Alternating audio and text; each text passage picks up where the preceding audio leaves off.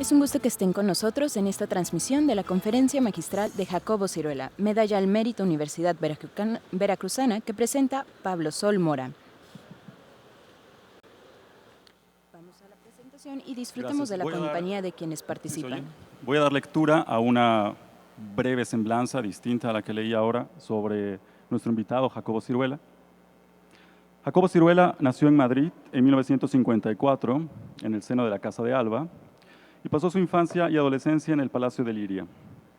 Estudió Filosofía y Letras en la Universidad Autónoma de Madrid y a los 25 años publicó La muerte del rey Arturo, anónimo del siglo XIII, en una edición para bibliófilos que le valió el premio al mejor libro editado del año, otorgado por el Ministerio de Cultura español.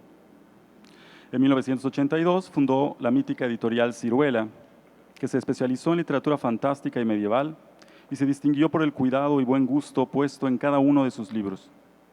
Entre sus célebres colecciones destaca la Biblioteca de Babel, dirigida por Jorge Luis Borges, y las bibliotecas de autor dedicadas a Ítalo Calvino o Antonio Lobo Antúnez. En 2005 funda, junto con su esposa Inca Martí, la editorial Atalanta, que ya es hoy una de las editoriales de referencia del mundo hispánico. Como escritor, Jacobo Siruela publicó en 2010 el ensayo El mundo bajo los párpados, personalísima investigación sobre el universo de los sueños, y recientemente Libros secretos. Ha preparado también las antologías Vampiros, Antología Universal del Relato Fantástico y, más recientemente, El lector decadente. En Jacobo Siruela, la vieja disputa entre antiguos y modernos se desvanece, pues en él confluyen la conciencia de lo antiguo con la visión moderna. Para la Universidad Veracruzana es un honor presentar a Jacobo Siruela.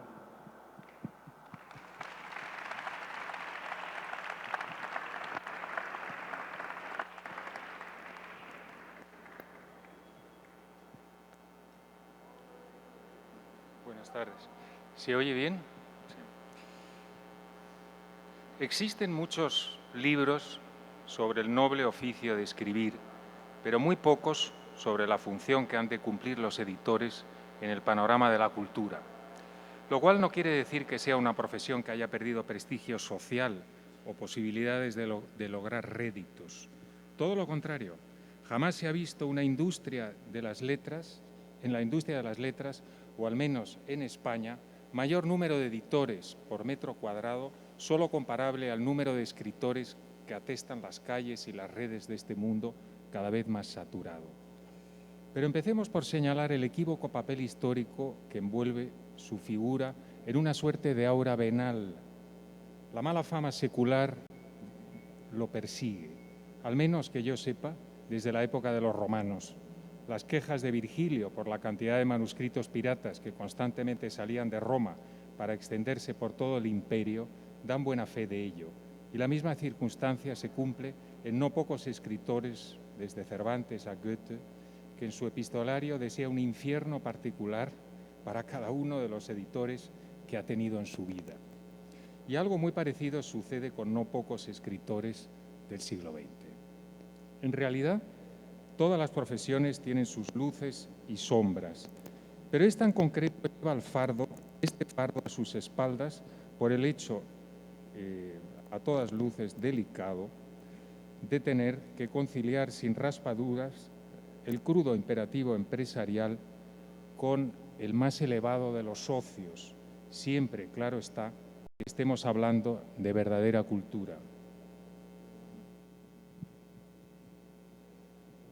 Por tanto, ahora no se oye, ¿no? Siempre tengo problemas con los aparatos. No se oye, ahora sí.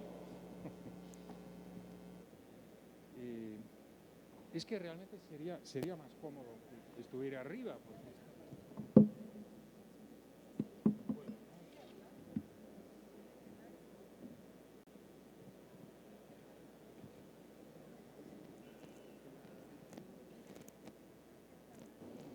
Por tanto, los editores están irremediablemente abocados a un difícil e incierto matrimonio de conveniencia, que demanda una ética y una estética especiales que el editor debe tener siempre presente desde el primer momento de su andadura.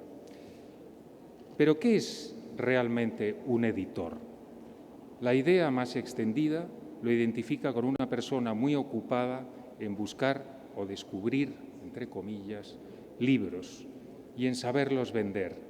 Pero esta es una idea parca, reductora, porque además de rastrear e ir a la caza de libros y saberlos vender, el editor los tiene que fabricar y darlos a conocer.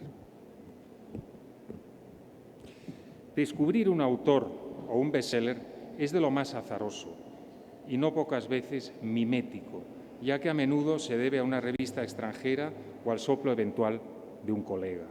En realidad, lo que diferencia a un editor de vocación de un mero gerente editorial es siempre de criterio, es decir, de principios.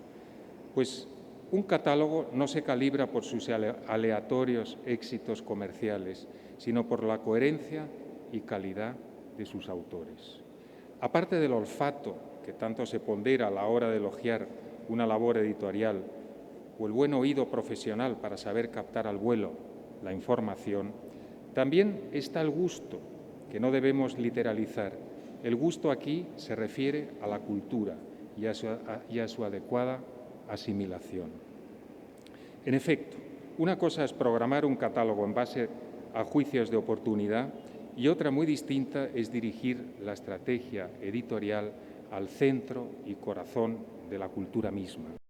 Quiero decir, a esa larga y fascinante destilación de modelos seculares o de sorprendentes novedades de la inteligencia y la sensibilidad creadoras que recorren la historia humana desde la antigüedad hasta el día de hoy y que permiten a un editor tener una referencia sólida para no perderse en la selva oscura, como decía Dante, del mercado, tan llena de artificios, simulacros y, cómo no, de peligrosas tentaciones. Editar es transformar un campo de ideas codificadas en un objeto real, porque antes de ser publicado, un libro no es más que un fantasma sin cuerpo, necesitado de papel y tapas industriales para poder existir y extenderse por nuestro mundo. De tal modo que desde el momento en que una editorial se hace responsable de editar una obra, ya adquiere la ambivalente capacidad de transformarla, aunque solo sea por el hecho de haberla fabricado, es decir, de haberla mandado traducir, bien o mal, si la obra lo requiere, de haber cuidado sus correcciones, su diseño, de haberla situado en una colección que ya lo reviste de un contexto específico. De manera que la calidad ética y estética de cada editorial depende en buena medida del buen o mal resultado de todo este largo proceso en cadena que llevan a cabo todos los amanuenses digitales que forman el equipo editorial, también de forma anónima y colectiva, tal como era en el medievo, sin excluir del proceso a los colaboradores de la imprenta y encuadernación, cuyo papel también es muy relevante. En cualquier caso, voy a dejar las generalidades aparte y, al fin y al cabo, lo que diferencia y define a cada editor es su propia experiencia vital. Así que pasaré a referirme a la mía, que es, creo, la manera más veraz e ilustrativa de explicar este tema. Mi primer paso por el mundo editorial comenzó en 1980. En realidad no tenía por entonces el propósito de fundar una empresa editorial, sino el encendido ensueño juvenil de publicar,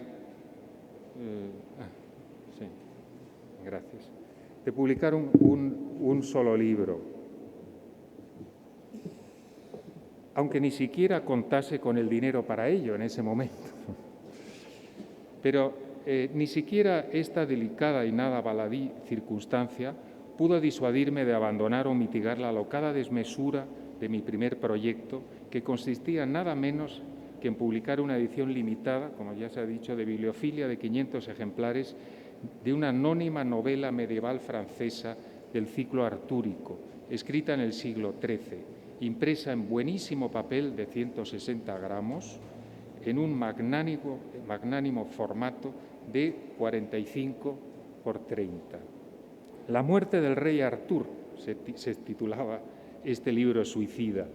En la edición intervinieron dos artistas, por supuesto nada conocidos entonces.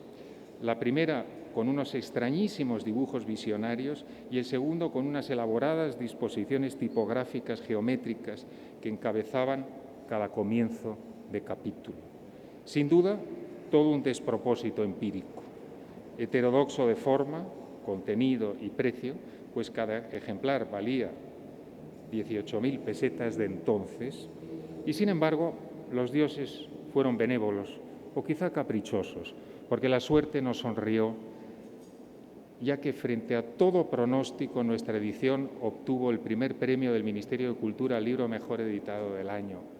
Y la edición, que llevaba más de 6 meses en el mercado y por supuesto no se estaba vendiendo bien, gracias al galardón ministerial y al empujoncito que pudimos dar en la prensa, se agotó en menos de 2 meses. Este éxito fulminante animó otros locos sueños librescos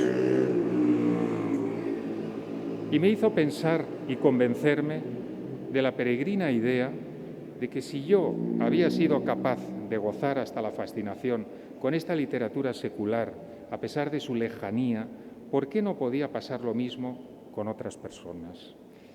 ¿Y por qué, en lugar de un libro, no atreverse a publicar toda una colección de literatura artúrica inédita en nuestra lengua?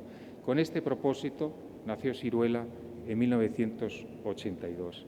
En principio no había ninguna directriz empresarial definida.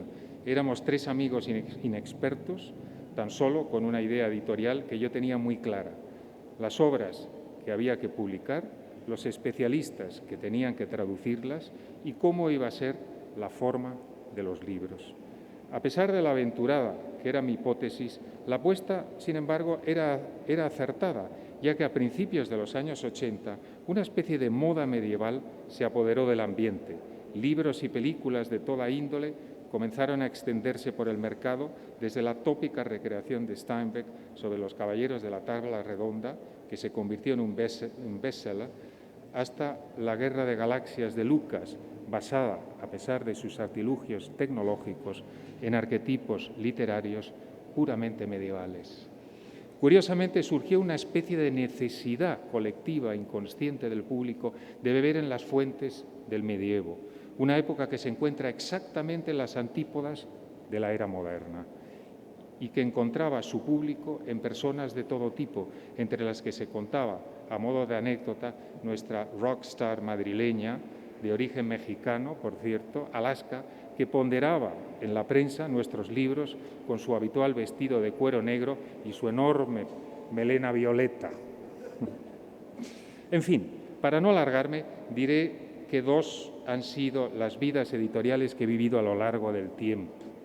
La primera empieza en 1982, con Siruela, y termina en 2003, después de haber vendido todas mis acciones al Grupo Anaya. Y la segunda comienza en 2004, cuando pongo en marcha junto a Inca Martí mi nuevo proyecto de Atalanta. Si tuviera que sintetizar mi primera etapa editorial, la caracterizaría por su gran apertura de modalidades de edición que ocupan toda la gama, digamos, de experiencias culturales. Desde una colección de literatura medieval, de textos inéditos, a 2 colecciones de literatura fantástica, una de ellas dirigida por Jorge Luis Borges y que había sido editada en Italia por Franco María Ricci. Un tipo de literatura que en aquella época era considerado despectivamente por la intelectualidad española como un género menor. A estas colecciones hay que añadir la revista interdisciplinar de vocación cosmopolita El Paseante, que puedo afirmar sin ningún recato que fue una de las primeras publicaciones culturales españolas que proclamaban el cambio a la posmodernidad que se estaba produciendo en aquellos años.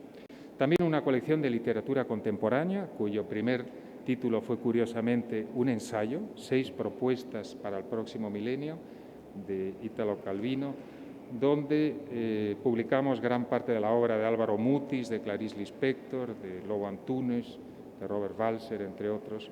Una colección infantil y juvenil en la que coseché mis mayores éxitos de ventas, gracias, todo hay que decirlo, al buen oficio de su directora, Mrs. Strausfeld. como es el caso del Mundo de Sofía, del cual llegamos a vender nada menos que 1 millón de ejemplares.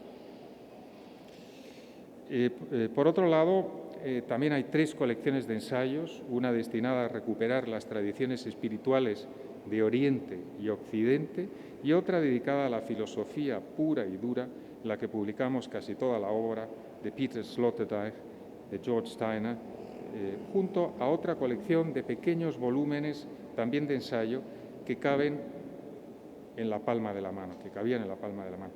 Y por último, 2 colecciones de arte, una de ensayos eruditos y otra más lujosa, con profusión de fotos en color, y una colección titulada La Biblioteca Sumergida, que pretendía recuperar libros secretos de la cultura europea y cuyo hito, sin duda, fue la edición de Bibliofilia en 3 volúmenes, ideados por el hoy desaparecido historiador de arte Juan Antonio Ramírez, sobre el Templo de Salomón, un monumental tratado de arquitectura escrito por el jesuita español Juan Bautista Villalpando en el siglo XVII, durante los mismos años en los que Felipe II estaba construyendo el Escorial, y que con sus más de 1000 páginas escritas en latín, que se tradujeron, y sus grandes grabados y planos desplegables de más de 60 centímetros de largo, volvía a colocarme en el frenesí de mis tiempos primerizos de bibliófilo, aunque esta vez con un proyecto llevado a cabo en varios años y amparado por ayudas económicas institucionales.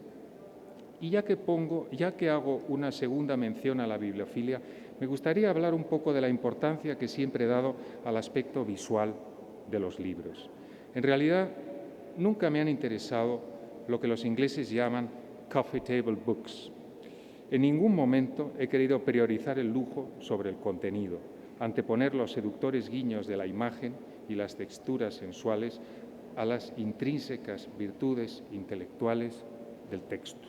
Más bien, el hecho de cuidar el aspecto físico de los libros ha sido para mí, antes que nada, una forma de respeto al valor del contenido del libro. Cuando di mis primeros pasos editoriales a principios de los años 80 del siglo pasado, flotaba en el ambiente de mi país una suerte de puritanismo ramplón que dictaminaba de forma dogmática y sin matices que un libro bello era un libro burgués, como si la excelencia formal fuera una peculiaridad exclusiva de clase social y no de sensibilidad inclusiva. Los dogmas marxistas de aquella época aún coleaban, aunque cada vez más diluidos y forzados, y lo intelectual tenía que ser algo adusto, duro, y yo no compartía esta idea clerical represiva.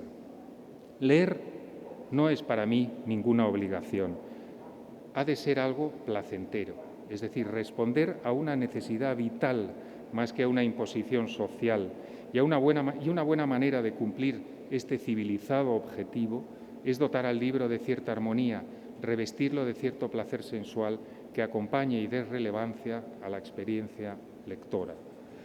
Hay un principio sabio de la cultura clásica, instruire et delectare, que nos llega a través de Horacio y que recomienda la noble práctica de instruir deleitando, y a esta divisa siempre he permanecido fiel. Debo confesar sin ningún reparo que soy de naturaleza platónico, es decir, que creo como Platón que la belleza es una verdad profunda del universo y que, siendo lo bello uno de los misterios más inefables de la naturaleza y del cosmos, ya que no cumple ninguna función biológica concreta en la realidad material, revela entonces la secreta inmanencia de un arquetipo que nos trasciende y que siempre nos eleva sobre la tenaz mediocridad reinante. Por ello creo que hemos de tratar siempre de imitar y acercarnos a este arcano arquetipo. Y pienso que hoy los libros de papel bien hechos son más necesarios que nunca, inmersos como estamos cada vez más en esta caprichosa, hedonista y decadente cultura electrónica, presos circunstanciales de su pálida luz mortecina y de su bulliciosa vida virtual, que a través de libros digitales, Facebook, Instagram y demás extensiones electrónicas cada vez alienan más nuestras sociedades consumistas. Hace unos años contactó con nosotros desde Estados Unidos una rama de Apple, denominada Apple Approved Aggregators, para distribuir mundialmente nuestros libros en forma electrónica. Nos sorprendió que conectaran con nosotros, una perdida editorial ampurdanesa con una producción limitada a 10 libros anuales, pero nos pusimos a cavilar la cuestión. Finalmente decidimos que Atalanta no haría libros electrónicos, que optábamos sin ningún género de ambigüedad por el libro real y sensual, con el pleno convencimiento de que el libro de papel cuidado es el mejor modelo posible para este siglo cibernético. Por supuesto, no estamos en contra del soporte electrónico, de la misma manera que no estamos en contra del mini pimer ni contra cualquier otro artilugio mecánico. Además, Atalanta no existiría sin Internet, ya que nuestra sede editorial está en el campo. El libro electrónico puede ser muy útil para librarte de pesos cuando viajas y necesitas llevar libros contigo, o para leer la prensa o tener al instante un libro que necesitas. Pero de ahí a erigirlo como un nuevo tótem de la evolución cultural hay un largo trecho. Y sin embargo, no pocos intelectuales nos tacharon entonces de retrógrados, tanto en Madrid como en Buenos Aires, en varios sitios. Decíamos que éramos unos románticos, unos nostálgicos. El e-book representaba el mundo nuevo, nos decían, y el libro de papel la antigualla, cuando lo que debería sustentar este dictamen no es el soporte de las ideas, sino el contenido de las mismas, lo cual demuestra hasta qué punto el juego de simulacros domina hoy la situación cultural. Pero después de todo, ¿qué ha sucedido? Pues que al lector no le agrada leer en pantalla, y mucho menos tener una biblioteca virtual invisible. Ama la biblioteca física y ha sido muy curioso ver hasta qué punto, conforme han ido pasando los años, el fiasco de toda esta compleja operación de marketing global de las multinacionales se venía abajo hasta convertirse en una rama menor de la edición. En suma, el e-book no tiene nada que ver con el progreso, solo con la venta de productos nuevos que quieren hacer caducos todos nuestros soportes librescos, musicales, cinematográficos, para continuar vendiendo productos. Yo he tenido que tirar mi discoteca, he tenido que tirar mi biblioteca, y sin embargo mi biblioteca queda incólume. El libro no es caro, sirve para mí, lo pueden ver 40 personas, para mis hijos, y si están bien hechos los libros, para mis nietos. Finalmente, quien ama la cultura defiende de manera natural el papel y el librero de carne y hueso. Prefiere 1000 veces la diversidad al monocultivo que pretenden implantar las grandes corporaciones para adueñarse del mercado global. Por eso queremos continuar contribuyendo a que sigan existiendo librerías y libros reales. Este era, a nuestro juicio, una forma de hacer política. Es decir, era un asunto político que no veían los demás editores y que nos tachaban de reaccionarios, ¿no? Ahora quisiera decir unas breves palabras de Atalanta, mi segunda editorial. Nació en octubre del 2005. Desde mediados del año 2000, tras la venta de Siruela, yo ya pasaba la mayor parte del año fuera de Madrid en una masía campestre que había rehabilitado en el Ampurdán, a hora y media de Barcelona. Todavía continuaba colaborando con Siruela, dirigiendo 8 colecciones y ocupándome del diseño de todas ellas, prácticamente desde mi casa campestre. Fue durante este periodo cuando pude constatar cómo hoy en día el ordenador e Internet han hecho posible que una editorial pueda funcionar perfectamente desde cualquier lugar del mundo, por apartado que esté, incluso aunque los integrantes del equipo editorial vivan en lugares diferentes, como sucede con nosotros. Así que una vez hechas todas las despedidas de Siruela, comenzamos a fijar las pautas de actuación del nuevo proyecto. En un principio, 2 cosas fueron nuestro hilo de Ariadna. Primero, que aunque casi todas las editoriales y medios de comunicación y librerías dan siempre prioridad a la novela, porque es lo que más se vende, dicen los editores, Atalanta no publicaría novelas. Nos incorporaríamos no nos incorporaríamos a la misma pugna de casi todo el mundo editorial. Exploraríamos el cuento y, sobre todo, el ensayo. Por otro lado, tampoco volvería a pisar la Feria de Frankfurt, ni ninguna feria comercial, ni a visitar los despachos de los agentes literarios. Buscaríamos los libros por cuenta propia, investigando desde nuestra casa, viajando por el ciberespacio, en suma, sacando todo como los prestidigitadores, los conejos de nuestra propia chistera. La cuestión estaba en si todo ello sería capaz de asombrar al público, como había sucedido otras veces. Pero también había otra circunstancia nada baladí. No quería lanzarme a una nueva aventura colocando sobre la mesa un cajón desastre en el cual pudiera caber cualquier retal. Esta nueva aventura debería evitar a toda costa la relatividad, el andar perdido en busca de cualquier cosa que tenga tirón, como dicen. Era primordial fijar unos objetivos, desarrollar unas líneas claras de actuación, y así la editorial fue poco a poco tomando cuerpo en 3 colecciones bien definidas, cada una de ellas tituladas con nombres latinos. En primer lugar, Ars Brevis, dedicada a cualquier forma literaria breve, cuentos, aforismos o incluso, como denominan los franceses, nouvelles. Su objetivo ha sido hasta ahora el de ir publicando una cuidadosa selección de textos abierta a todas las épocas y lugares del mundo, con la única condición de que los textos literarios fueran cortos y también que cada volumen vaya acompañado de un prólogo más bien largo sobre la vida y obra del autor. La selección abarca desde las felices recuperaciones como el relato del mito de amor y de Psique que inserta Puleyo en El asno de oro, al único cuento escrito de Vivant Denon, capaz de captar toda la esencia del siglo XVIII francés, a los cuentos fantásticos del siglo XX de Robert Aickman o del japonés Chuchui, nunca publicados en nuestra lengua, o a los aforismos del colombiano Gómez Dávila, uno de los pensadores más secretos, sorprendentes y paradójicamente actuales de Latinoamérica. Nuestra segunda colección, Memoria Mundi, supone también una reacción frente al énfasis cada vez mayor que se pone en la actualidad, lo que va borrando cada vez más, sobre todo en las nuevas generaciones, el necesario conocimiento de la cultura como un todo.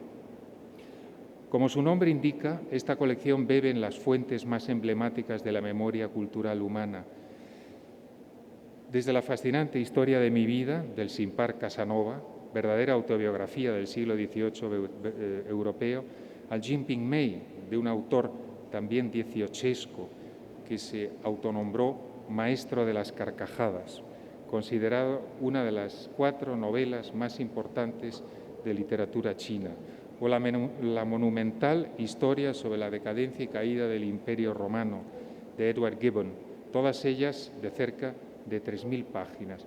Y todas ellas tienen un paralelismo con nuestra época actual. Creo que cuando uno visita el pasado siempre debe de tener una relación con tu tiempo, o bien por las similitudes con tu tiempo, o bien aquello que le falta a tu tiempo, ¿no? También quiero referirme de pasada a la historia de Genji, de Murasaki Shikibu, que es la primera novela escrita en el mundo. Su autora merece un breve comentario. Se trata de una dama japonesa del siglo XI, que vivió en una de las cortes más refinadas que se conocen y que, gracias a la prohibición que tenían las mujeres entonces de acceder a la instrucción de las letras, inventó un nuevo modo de escribir para poder relatar su mundo cotidiano. Este género es nada menos que la novela. Es irónico esto, ¿no?, que la novela surge a través de una prohibición. Creo que es una lección, es decir, siempre hay posibilidades en el arte y en todo. Y esto es un caso claro de cómo estas mujeres inventan esta manera de relatar su mundo, ¿no? Porque había unas convenciones literarias en Japón muy estrictas y, por supuesto, que no han perdurado. Y esto es una maravilla de novela. Es como En busca del tiempo perdido del siglo XI. En fin, es una novela muy especial. Tuvo un éxito enorme, vendimos 15.000 ejemplares, algo insólito. Un nuevo género, y este nuevo género literario iba dirigido, en su caso, a la emperatriz y sus no más de 100 cortesanas. Es increíble hacer un libro de 1000 páginas para 100 personas. También es otra lección para nuestro tiempo, ¿no? También se puede escribir para 100 personas, ¿por qué no? Si lo importante es la calidad de lo que se hace. He mencionado solo obras narrativas, pero también abundan los ensayos y, por supuesto, no voy a hablar de ellos, no se alarmen, no me voy a extender. Por último, tenemos la colección Imaginatio Vera, que es la colección más original de Atalanta, ya que sus pautas de investigación tienen el particular cometido de ofrecer una perspectiva distinta de la imaginación. Normalmente la imaginación se identifica siempre a la creatividad y no pocas veces al entretenimiento y escapismo. En cambio, esta colección lo identifica plenamente con el conocimiento, un territorio exclusivo del ámbito de la razón. Sin embargo, la imaginación como función mental tiene también sus graduaciones cualitativas. Hay que saber distinguir entre el simple deambular de la fantasía, lo que los ingleses llaman daydreaming, que son meras pulsiones de nuestros deseos subconscientes que a veces alimentan el ingenio fabulador, de una dimensión imaginaria perteneciente a ámbitos más profundos de la psique humana. Por ejemplo, los mitos. Los mitos parten de esa dimensión profunda de la experiencia humana.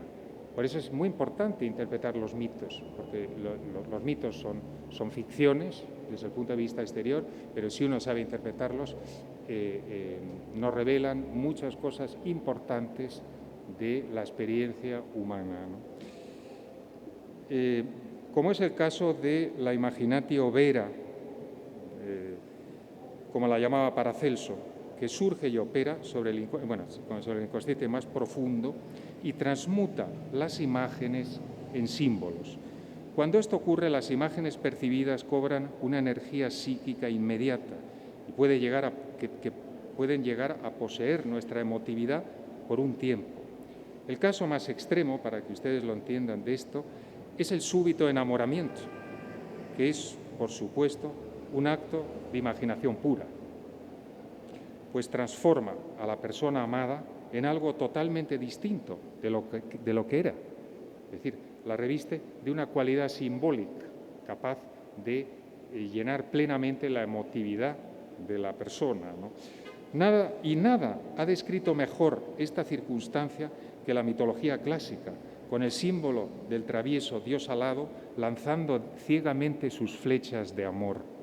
En efecto, las buenas metáforas son siempre el lenguaje más efectivo para definir lo sutil o lo inefable.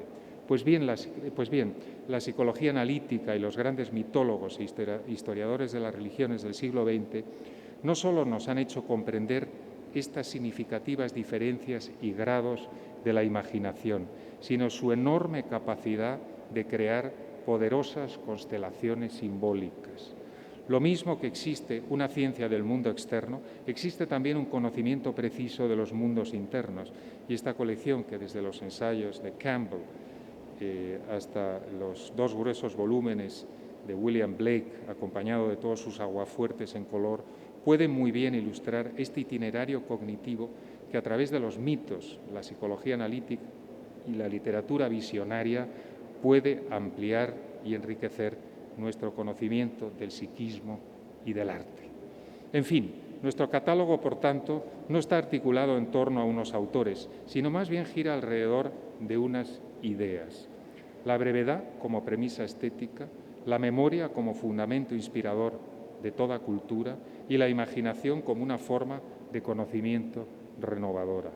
A lo largo de sus casi 13 años de vida, Atalanta ha tratado de buscar un canon estético de criterios amplios, a la vez que ir desarrollando un pensamiento coherente entre todas sus partes que denominaré transmoderno o retroprogresivo, término este último acuñado por el filósofo español recientemente desaparecido Salvador Pànic. Es decir, creo que tenemos que ir atrás para buscar las inspiraciones del futuro y ir a lo más ignoto, lo más distante, y de ahí sí que podemos sacar grandes inspiraciones, porque vivimos una época de gran conocimiento, pero de escasa sabiduría. No tenemos la sabiduría que brilló en otro tiempo, ¿no? Un pensamiento, para terminar, capaz de superar las restricciones del materialismo mecanicista, heredero de Descartes y de Newton, como también del cientifismo decimonónico que tanto ha calado en el imaginario colectivo. Ha llegado el tiempo de explorar modelos nuevos, más abiertos, capaces de poder integrar contrarios o parcelas apartadas de la cultura. Modelos que, como decía Gustav Mahler, nos hagan aprender a maravillarnos de una manera distinta, aprender a ver las formas viejas con ojos nuevos, en lugar de mirar, como hasta ahora, las cosas nuevas con ojos viejos. Tal vez así adquieran la juventud eterna. Sí, la juventud eterna. Esta es, señoras y señores, nuestra imposible meta. Gracias.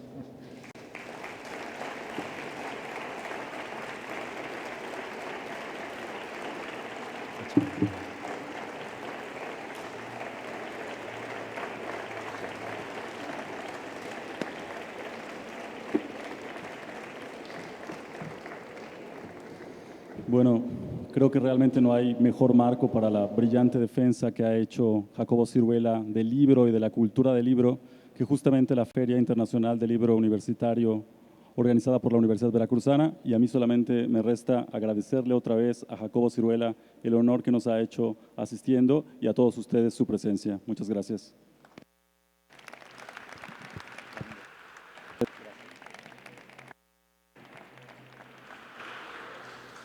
Ha sido muy grato escuchar las palabras del editor y escritor Jacobo Siruela, que nos ha dado una gran presentación de las colecciones con las que cuenta la editorial Atalanta.